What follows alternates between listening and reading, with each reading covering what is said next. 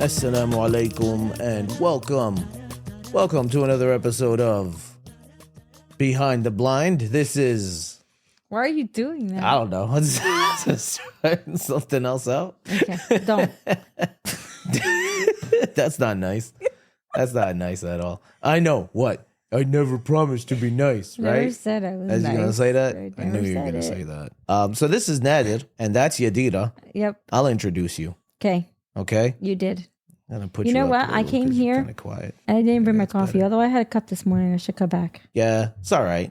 You could drink coffee. Anyway. I mean, you only drink like 2 cups a day whenever your mom's around. Yeah. Sometimes whenever she's not. Very rarely. Yeah. Matt, I am tired. I don't know why. It's Look at you Sunday. yawning all up in the mic. I You are super unprofessional. Uh-huh.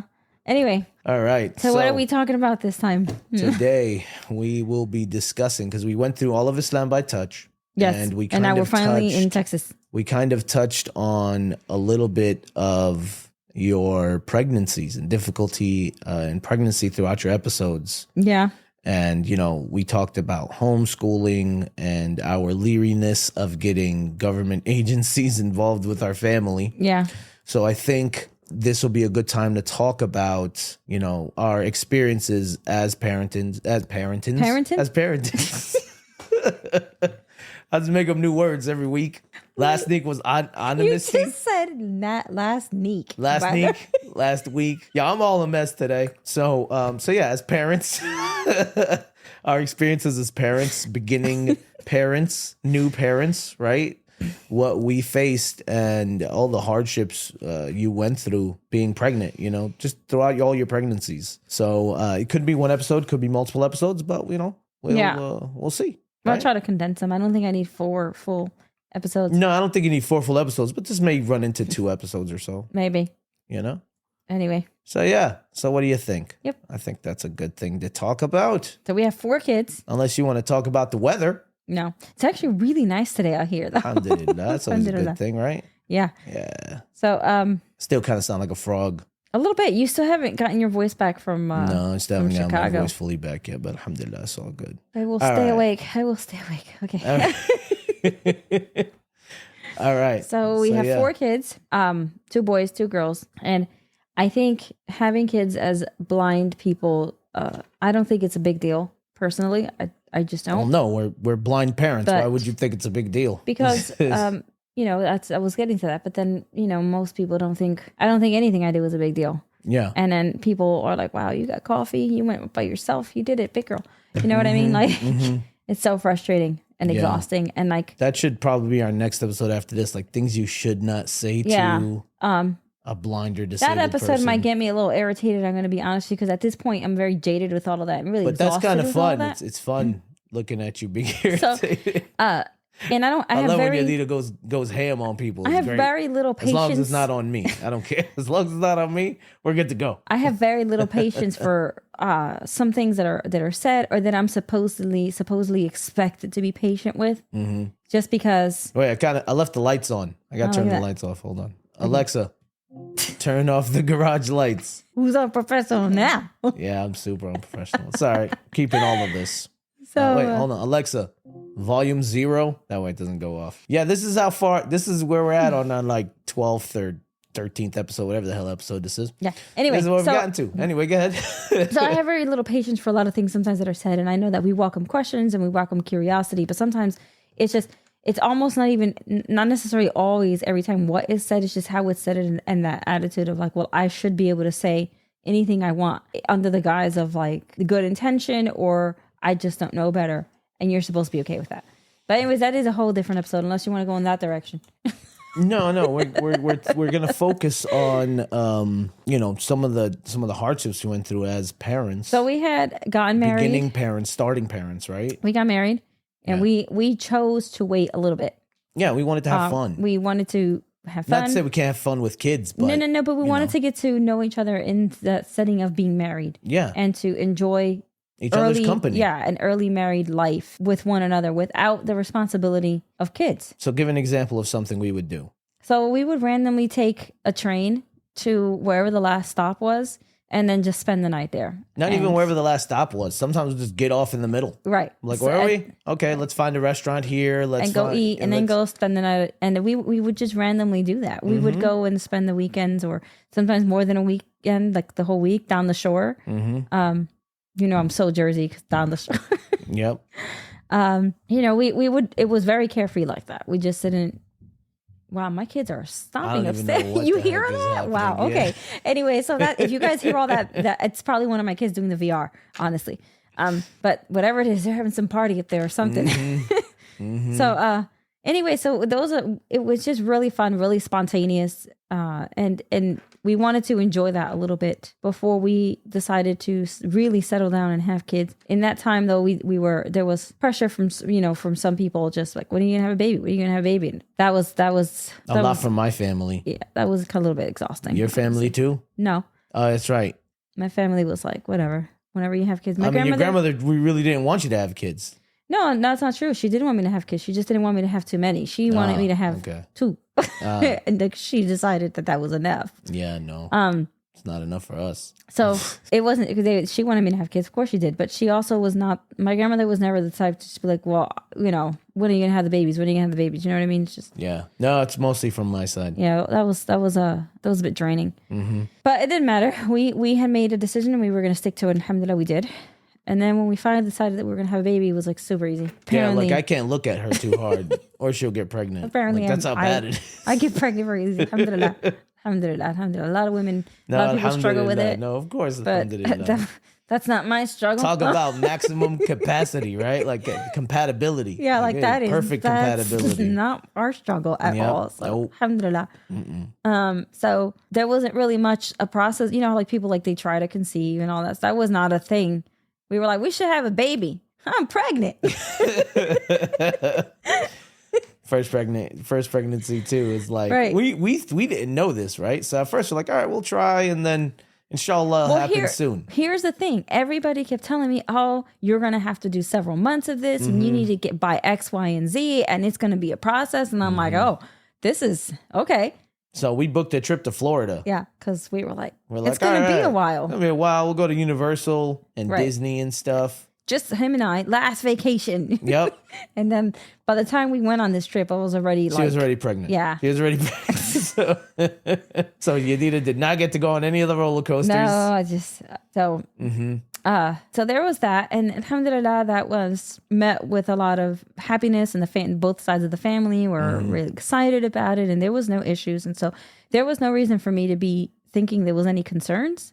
You know what I mean? Then at some point down the line, I'm trying to think what came first. The chicken or the egg? No. God, you're so annoying.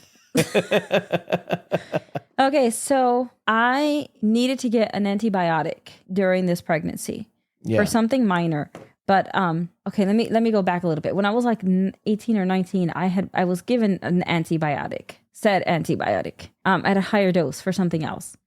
And that antibiotic, it turns out to be, that was the first time I had ever gotten it, and it turned out to be that I'm severely allergic to it. Like I go into an anaphylactic state, so I can't have it. You don't want to say the name of this antibiotic? No, I'm not giving out my weaknesses. Oh, okay.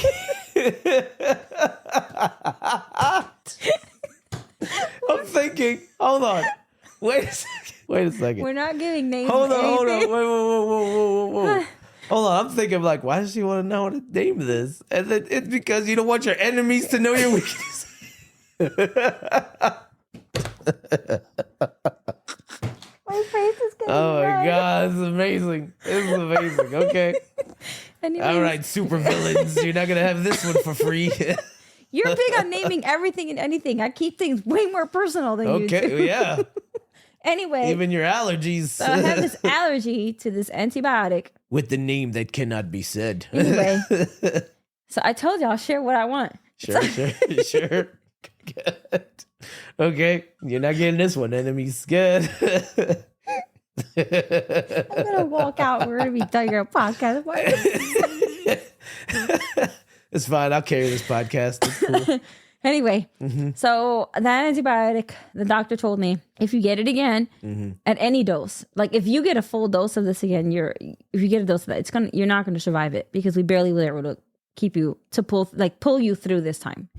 And this was the first time you've had, like, it's a really severe reaction. So fast forward, I think I'm like 24 weeks or something along. I don't know. I'm towards the end of the pregnancy, and I get this antibiotic. And the problem with it is that I have to ingest the entire bottle. Like, I will go through the whole scheduled dosages and take the whole thing. And then like 3 or 4 days later, my body is like, oh, wait, I can't handle that. And then I burst out into the really bad allergy. And so I didn't think anything of it because I had told the doctors and the pharmacist I'm allergic to this, that, and the third. And so they were like, no, it's not that, it's not that, it's not that. And like, I triple checked. And they still managed to give me the same antibiotic. Which and in retrospect, we should have sued them for that too. So I took it thinking... Damn, you know what? We should have sued a lot of people. I know. This is some crap. So this is like, I almost died when I was Why can't I sue 18 people? or 19 or this so. This is garbage. But don't, honey, we'll sue somebody later. Don't worry. I'm going to sue somebody. I'm doing it. I'm suing somebody. So the antibiotic, I took it not thinking anything because, mind you, I triple checked with both the doctors and the pharmacist. Like, I was scared because to this day, I'm very afraid of taking medicines because they don't like me. So, they just don't like you. Just like the people who you don't want to give the name of said allergies to. No. Anyway. Wait. What? Wait, I got this thing called my enemies list. You did it. I was like, wait, I gotta get it in. Anyway. Bonnie Gumbo. So this So your enemies list does not have access to all your allergies. No. Go ahead. None of your weaknesses are exposed. I'm not gonna let that go, bro. Like, you don't know how that kind of blew my mind, right? I partially said it that way because I wanted to see your reaction. Like, I knew you were gonna have. Oh God! Yeah. You set me up. I did. All right. So, anyway, I take this antibiotic. Nadir is at work. I think you were still working at. I was at Dish. I think at that point. I was so at Dish. Which was like 45 minutes from the house on a normal ride. Yeah. But if we were to take Access Link into account, that's about 2 hours. So I called you because I had gone on a walk, and before I went on my walk, I had felt like a bump, like it felt like a mosquito bite on the back of my head, like by the base, by my neck. Which is funny enough, that's exactly how the other time that I had the reaction to started. And I was like, oh, September, October-ish. So the mosquitoes were still out. And it was still warm. So I want to say it was like September-ish. And I was like, man, it was around September because we had anniversary plans and I almost died. So that ruined it. But anyway, yes. So around September, mosquitoes are still out. So I was like, oh man, a freaking mosquito got me. But then I just went on my walk like normal. And that was like a 25, 30-minute walk. But by the time I got home, the whole back of my neck, it felt like hives. And I was like, I don't think this is mosquitoes. So I was like, but I don't know. Maybe I just had a bad reaction to the way I had the scarf tied or something. You know what I mean? Yeah. I was like, but I'm going to pay attention to that. But then all of a sudden my thighs started itching and I scratched one and the whole front of my thigh just kind of bursted into hives. And I was like, uh-oh. And I was like, this is. Did you tell your grandma? I went and I showed my grandma and my aunt, and she was like, you need to go to the hospital before it gets bad, because my grandmother was with me the last time and she already knew. And then literally, I think I was upstairs for 5-10 minutes, and as I'm there, my grandmother's watching me. My arms are breaking out in hives. As she's like, oh my God, it was crazy. Because it was just literally happening. Seeing it happening. Yeah. Wow. She was like, oh my God. At this point, I could still breathe though. It's just all over my skin. But I remember I called you. I said, I'm breaking out in hives. I think I'm getting a bad reaction. And you were like, okay, we'll just keep an eye on it or whatever. By like 11 o'clock at night, my whole body was covered in hives, head to toe. I don't know why I didn't go sooner. I really don't. And then... Because, you're raised by immigrants like me. Yeah. And so I'm like, then I started telling you, I'm like, I can't breathe right. Like I'm having trouble breathing. And you were like, okay, just call the doctor. And so I called the emergency line where I was having the baby because I was pregnant. So I was like, this is what's happening. And they were like, oh, just take a Benadryl and you'll be fine. And I was like, I don't think so. Just take a Benadryl, you'll be all right. I took a Benadryl. I was having trouble breathing more and more. And by I ended up spending the night at home. Yeah, because I worked super late. You got home at midnight. Yeah. But 5 a.m, Fajr, you got up to pray. And I said, I can't, I'm having trouble breathing. like real trouble, because the problem with the allergy is that it's not my whole skin, just the skin. Everything that's happening on the outside is happening on the inside. Yeah. So my chest is swelling, my throat is closing, everything. It's terrible reaction. Yeah. Absolute terrible reaction. And then the color changes and everything, because you look like that purple look, because you're not getting oxygen. So I was like, I can't breathe, and I think I have to go to the hospital. So I call my grandmother at that time, and I'm like, Mom, I'm going to go to the hospital. She comes and sees me, and she's like, you should have went. She's yelling at me, like, you should have went last night, because it's literally the same reaction, and she's terrified. Mm-hmm. And this part here is not going to make Nadir look too fabulous, but I promise he's a good husband. You don't want to share with your enemies your allergies, but you want to share everything that makes me look bad, huh? Is that it's it? Funny. So that's funny. Okay. We have to take a cab, because this is pre-Uber times and pre-Lyft and all that stuff. So I take a cab, and while we're there, I'm like, I don't feel good. I feel like throwing up. I feel dizzy, and I feel like the world is like fading in and out. So his solution, he's like, just eat an apple. And I'm like, and I swear to God, I don't know, right? I don't know. I don't know where the hell he pulled an apple from. I don't know, because I'm dumb. I don't know. But to this day, I have no idea when you managed to grab an apple, and like, because you did. You did. I just pulled it out of my pocket. There you go. And I was like, I don't want an apple. I'm gonna throw it up if I eat it. You're like, you need to eat something. When Nadir gets nervous when something happens to me, he either freezes completely, or like he can't talk, or he gets like really aggressive, like not dangerous or like that, but he's like, you need to eat something. And I'm just like, I don't want to eat because I can't breathe, and I think I'm gonna throw up. I think I'm gonna faint. He's like, no, you'll be fine. Just eat an apple. I took 2 bites, and I was like, I can't eat it. Like I physically can't swallow what you're trying to make me eat. Because your throat is closing up, right? Yeah. So we finally get to this hospital, which, by the way, was a good 40 minutes or so away. Mm-hmm. The only reason why we chose that is because I think your aunt recommended it. It was highly recommended, and it turned out to be one of the worst experiences of my life. But anyway. Yeah. We'll go into that. Yeah. Mm-hmm. So we get to the hospital, and we're standing in line, and I'm all kinds of wrong colors, right? No oxygen, hives completely broken out all over my face, everything's swollen. And I'm like, Nadir, I don't feel good. He's like, you're fine. I'm like, I'm not fine. And I'm like, it's like I'm trying to calm myself down, Yardi. And I'm like, Nadir, I think I'm gonna faint. He's like, no, you're not gonna faint. You'll be fine. And I'm like, I'm not gonna make it. And he's like, no, you're fine, but I have to throw up. And he's like, you'll be fine. You're fine. It's like 5 people in front of us. You're fine. I was like, okay. And then I took one breath, threw up all over the floor, and passed out. And then it was like, the last thing I remember hearing is, oh, SHIT from you. And I don't remember the rest. The only thing I remember is waking up.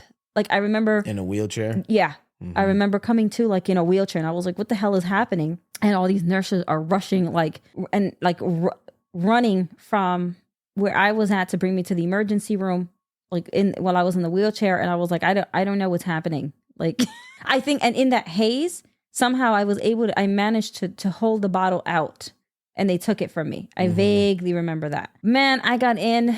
The doctor was yelling at everybody because they were like, this wasn't her record, that she shouldn't have been given this. Who gave this to her? She's freaking out. And like, they hadn't even taken in my, how they do the stupid papers and you have to sign and your name and all that stuff and the waiver. None of that. She literally had them just pump me with the steroids. And then she's like, you can't. And she was like, and this was a pregnancy dose. This is the lowest dose that you could possibly have gotten. And I'm going to be real honest with you. I don't know if you're going to make it. And she was like, if they gave you a full dose, I wouldn't even be talking to you right now. You've had this medication before. Your body it recognizes it, and it's going to kill you. You can't have this. Who gave this to you? That was a few hours of getting me stabilized. And so, crappy hospital. They should have kept me overnight, but they didn't. It was like, I think 4 or 5 hours later, I was stable enough, I guess, and they sent me home. But it didn't matter, because like 6 hours later, I'm like, nah, that I can't breathe again. Like, I can't. So back to the hospital. I ended up going to the hospital 3 days, back and forth. And so they could finally get me.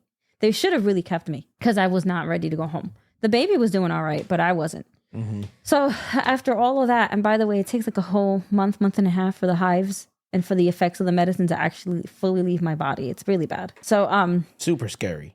Yeah, how was that for you? Besides trying to feed me an apple and telling me I'm fine. Bro, I'm gonna be silent for the rest of this episode, okay? I'm not gonna say much. Where'd you get the apple from? I don't know. I can't remember this stuff, man. Like, I'm really bad at remembering these things. And I think, what to you? I had to cough, and I was trying to hold it for like Wow. ever. Oh, okay. Just cough, bro. You gotta cough. You gotta cough. Anyway, so how was that for you? Just terrifying. Very scared. And I think you put me in these positions a lot. I do. I like almost die a lot. You put me in these positions too much, where you're like at the brink of death. Yeah. Too many times, Yanni. I already knew you when I had the bad reaction to the first antibiotic, and then we had this, and you know, as we go on, we'll keep going with the story. You can't just. So then that got cleared out. Actually, we were supposed to have like one last little romantic getaway before we had the baby for our anniversary or whatever. Just killed it. But that didn't work because I was, I couldn't even, and it's very painful. So I couldn't even walk without help to go to the bathroom and things like that. So that's how we spent our anniversary. And I remember because you got me one of those like edible arrangements. It was a little candy tree. And there was like a necklace in it, and it was all this like really sweet romantic stuff. And I'm just like, this is so nice. Now I'm gonna go pass out. Like I can't function. Yeah, you were barely making it. Yeah, I remember that. Man, that was stressful, bro. Yeah, that was stressful because it wasn't just you; it was you and it was the baby. Yeah, it was me and the baby, and it was scary because you could have really lost both of us. So that happens. I go to the doctor, and I'm like, I know I'm having a little boy. I'm covered in hives, and the stupid doctor is like, so who's going to take care of your baby? Because you obviously can't because you're blind. And I'm like, so that was another thing that was blindsided. And I've talked about that story a lot. I went from like never mentioning it because it's too dramatic to talking about it a lot, and it's still just as traumatic. So, but the idea that someone who's blind can't take care of their own children is beyond outdated. And it's absolutely 110% incorrect. And so it's crazy because I think it was around that time that Bella was born that Obama signed it into amending the ADA to include that blind parents can't be, and disabled parents, not just blind, but disabled parents can't be discriminated against in terms of having children, adopting children, and fostering children. Based on their disability. So this is in 2010. Okay. But we still dealt with crap. And I don't even, it might have been after he was born though.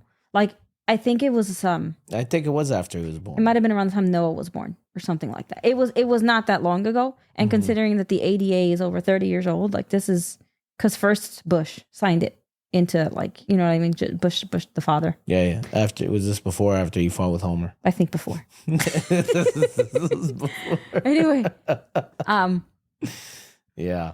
It's funny because society likes to think that we are so far ahead and that we are like so progressive, but then when it comes to disability, we are literally just kind of thrown to the wolves. We're progressive when you want to identify with a tree. We're progressive. Guess so. You know what I mean? But when you're a human being and you're disabled, no. Well, the problem is that you just said really wrong words right now. Like human being, we're not even looked at as human being a lot of the times. You know what I mean? Like our humanity, our dignity, our autonomy, all that is always stripped away.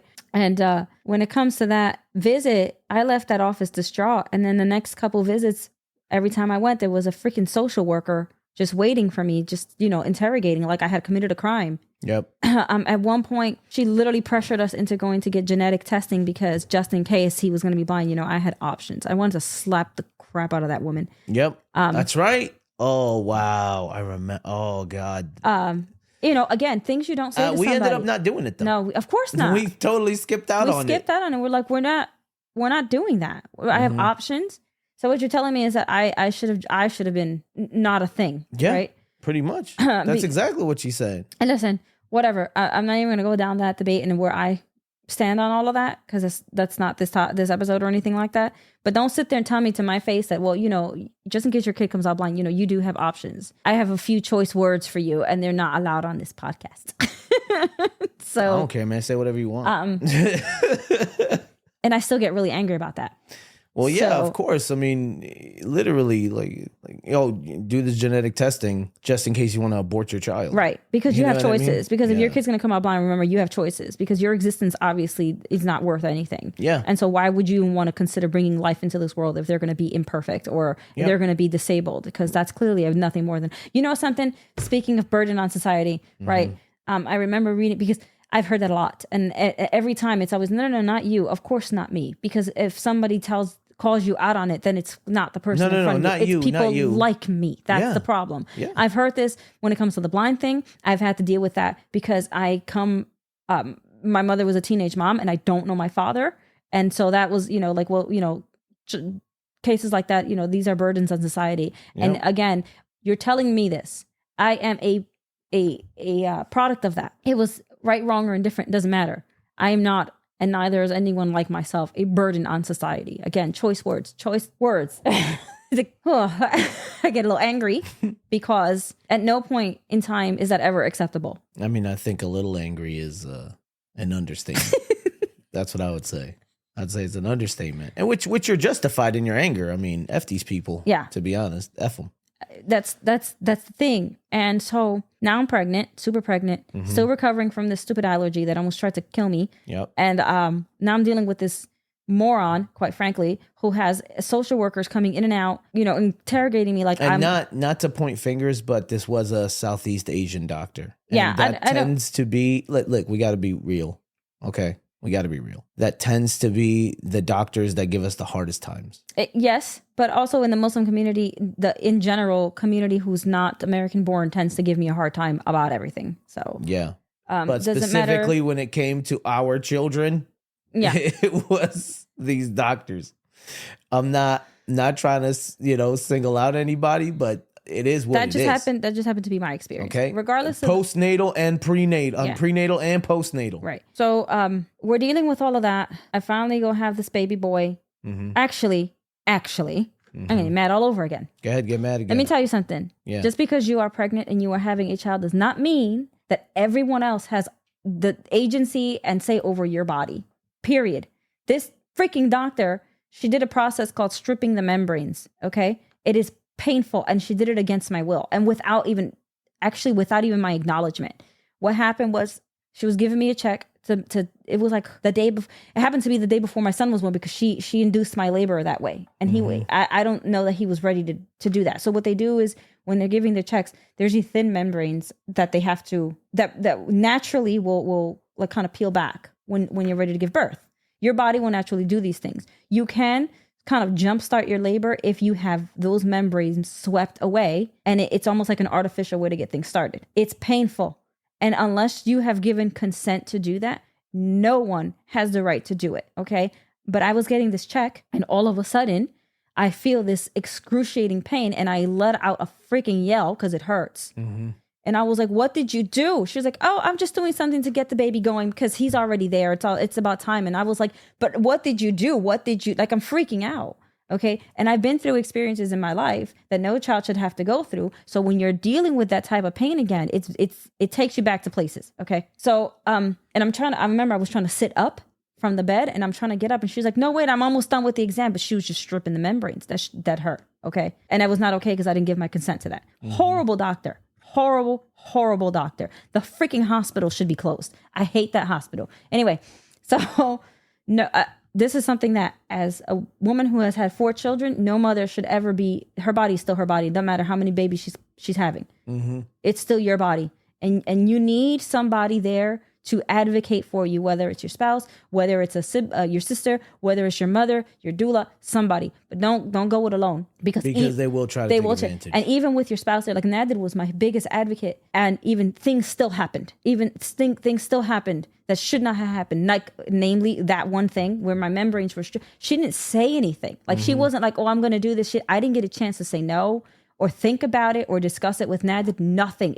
She just did it. And that's not okay. So anyway, that I went home and I was bleeding because she did that procedure. And then I started cramping, but then it went away. Like I laid down, I drank some water, and then it went away. But then like they kind of kept coming back. You know what I mean? So I kind of remember walking around the kitchen table for like a long time, just over and over and over again, just to try to see if was this labor or was it going to stop, and drinking a lot of water. But around, I would say 11 or so at night, I was just so tired and I went to bed. And again, around Fajr, and I went to use the bathroom because I drank like probably 80 gallons of water. I just kept drinking water. And things just fell off. But first time mom. So I was like, I don't know. But it turned out that, a couple hours later, my water broke at home. My aunt took me to the hospital, and I was kind of in labor because I still I had any cramps had just completely stopped, and I wasn't feeling anything. But my water had broken, so I couldn't be sent back home. And after about 4 or 5 hours of this, about 5 hours or so of that,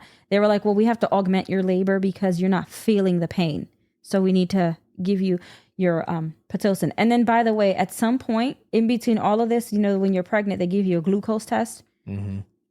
For whatever reason, this particular hospital, horrible hospital, even though my numbers were clearly diabetic, did not give me the right diagnosis. So I didn't get correct diabetic treatment. So again, we really could have sued these people. Yeah, man. But I was diabetic. Telling you. Because when I went to my next doctor, we could have been so chilling right now. I had just a heads up. I had diabetes for all 4 of my kids, gestational diabetes. When I went to my next doctor, undiagnosed for the first one. Undiagnosed, because when I changed doctors for baby number 2. Well, we'll get to there. We'll get there, bro. But you're jumping the gun. I know, but real quick. When I went to that doctor, they looked at my numbers and said, "You were diabetic. How did you not get diabetic care? Like these are not like even like pre-diabetic or almost diabetic. Even close. These are diabetic numbers. Yeah. How did they not diagnose? Like, what is?" Because they sucked. They were like, honestly, you need to thank God that you both and the baby were born. The baby was born fine, and that you were fine. Because you literally went the whole pregnancy without appropriate care. Horrible hospital. I don't even know what was going on at that place. What's the name of this hospital? What the hell was the name of that, Dasa? It's Kennedy.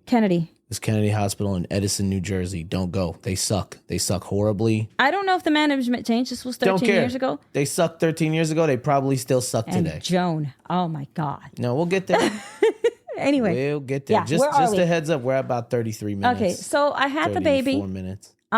First of all, okay, so they give me the Pitocin. I'm in excruciating pain, and then they just I asked to get an epidural. Then which no one should be ashamed of doing. No, I got a lot of crap for that too from a lot of people. Listen, I got a comment. I got to throw a comment in on this. Too many people give women crap for getting epidurals, right? Like, oh, I did it without an epidural, but then they don't nurse their babies. You know what I mean? They don't. Like, come on, bro. And the thing is, please don't point the finger at anybody. You don't know what they're going through. Right. You had your own pregnancy. You don't know if you can deal with different levels of pain that other people can. You don't know if this epidural is what's going to allow them to actually dilate and give birth. You don't know. So I got this epidural. Stop being a jerk. Because I couldn't handle, mind you, they gave me the Pitocin around 3:00 and around 7:30. There you go, wife. That just made up for my whole allergy thing. Yeah. Around 7:30 or so, 8:00, I got the epidural because after about 5 hours of and it's not like regular pain. It's like endless. Usually contractions come in waves and you get like a little bit of time in between, even if it's a couple seconds. But mine's just don't. With whatever reason, the Pitocin just doesn't. It's just one constant. Oh my God, it's like one long contraction and it won't stop. Long string of pain. Yeah, just won't stop. So after about 5 hours of that, I got an epidural, and that was around 8:00 at night. And then around 3 a.m, I still hadn't given birth. The epidural was running out, which I would have been fine with, but they were like, "Oh, it's running out," and I'm like, "Yeah, but I still don't feel anything, so I'm fine." Like, you know what I mean? I just, I feel something light, like it felt like light period cramps, and I'm like, "But I can deal with this pain. This is okay."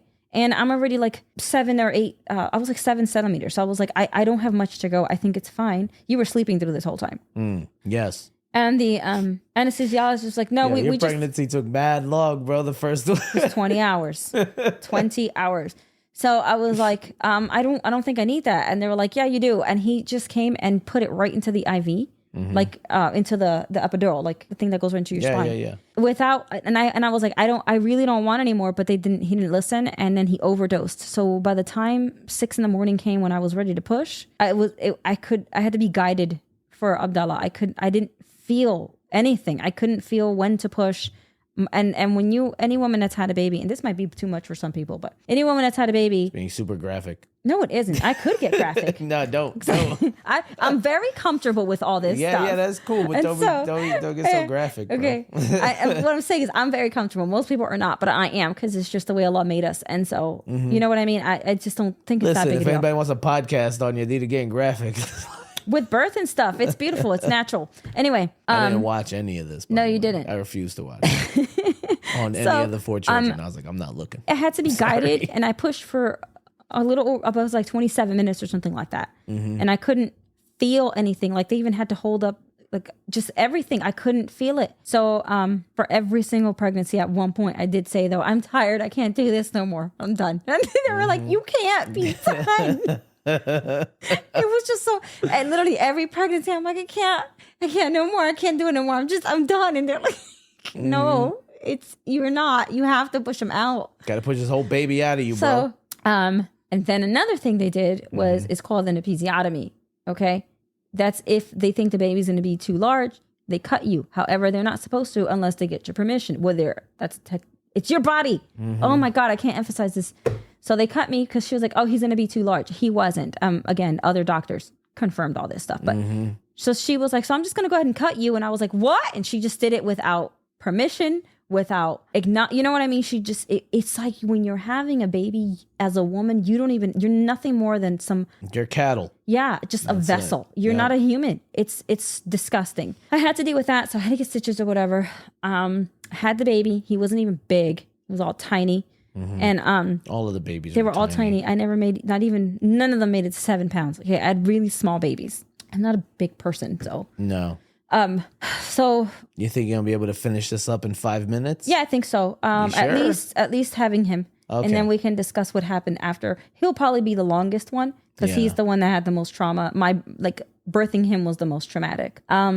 So I think this will be like a whole being blind parents thing. Yeah. Like it's not just going to be like your pregnancies and that's it. I think we could definitely. So I had him and I got all the questions. I'm trying to have a baby and it's like, well, do you know how to change diapers? What are you going to do when he gets hungry? And I'm sitting here like, I am trying to give birth. Can we, and this is happening while I'm like all these hours of labor, people are coming in and out questioning me. So that was stressful. And then I finally have him and they place him on my chest after they cleaned him up and stuff or whatever. And then I try to nurse him and he latches really quickly. But I noticed that as soon as he latches, he lets go and starts gasping for air. And I tell the nurse, I think something's wrong because he doesn't seem like he's breathing right. Like he'll latch and then he lets go and he's like, I can hear him. He's gasping. And they're like, no, it's fine. It's just you're a first time mom. You don't really know how this goes. And I'm like, I may be a first time mom.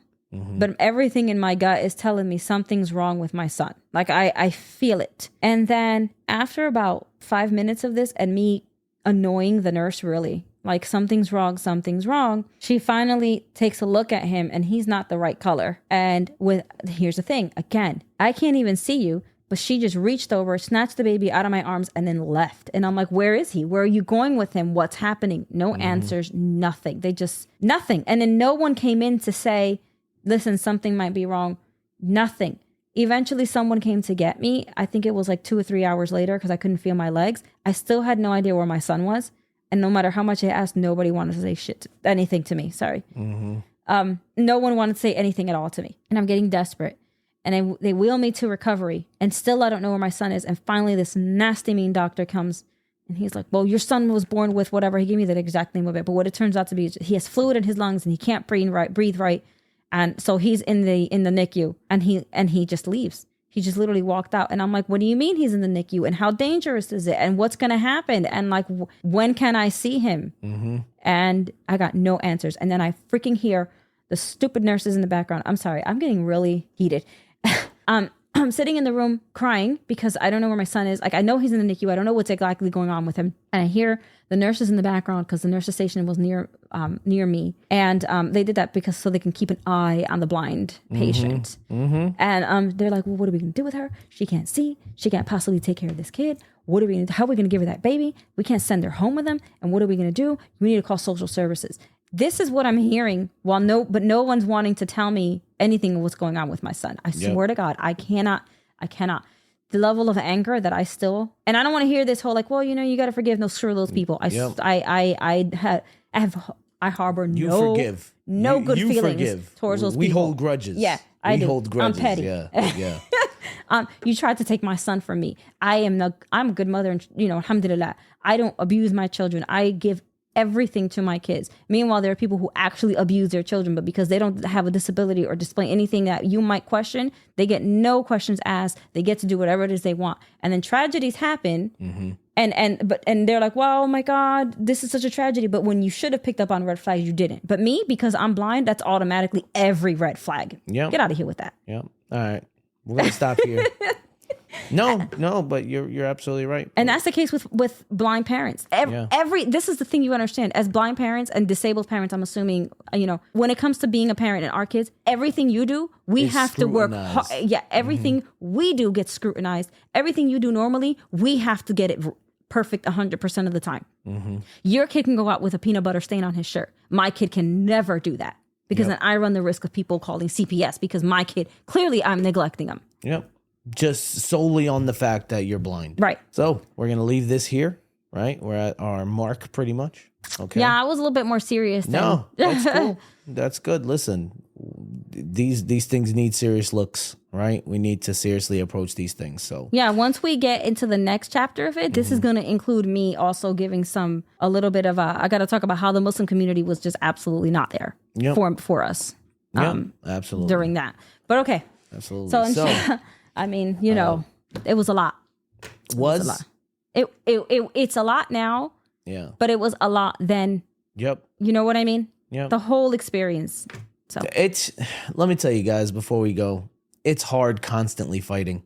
It is. It really is hard. Like, it seems like we are always fighting and over one thing or another. And you know what it is? We're literally fighting to just live a normal life. To exist within a space and to be viewed as a human being. It is exhausting.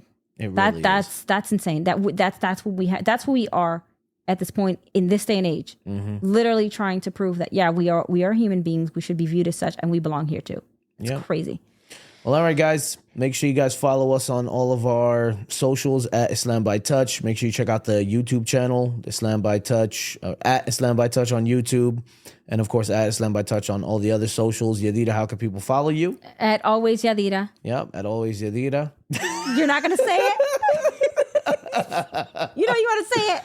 Because she's always Nadir. I knew you were going to say it. I just stopped for a second. I was like, yep, that's what it is. You know what? I might have gotten myself off center just when I was talking because I was getting aggravated. You're good. You're chilling. You're fine. You're actually okay. It's okay. Listen, we're going to be off center sometimes. All right? It's going to happen. I don't know what to tell you if you don't like it. Hashtag blind people problems. Hashtag blind people problems. All right. So anyway, guys, make sure you guys comment and subscribe and share this. Please share this. We want people to actually understand and hear our experiences as blind people, blind Muslims, and now blind parents, right? Yep. And please share it. Comment, leave comments, leave reviews, ask questions. Ask questions so we can address them on their next, whenever we next record and whatnot. islambytouch@gmail.com. Send an email. All right. Send an email to us and we will try to get back to you guys. And nevertheless, make sure you join us next time where we take you behind the blind. Assalamu alaikum wa rahmatullahi wa barakatuh.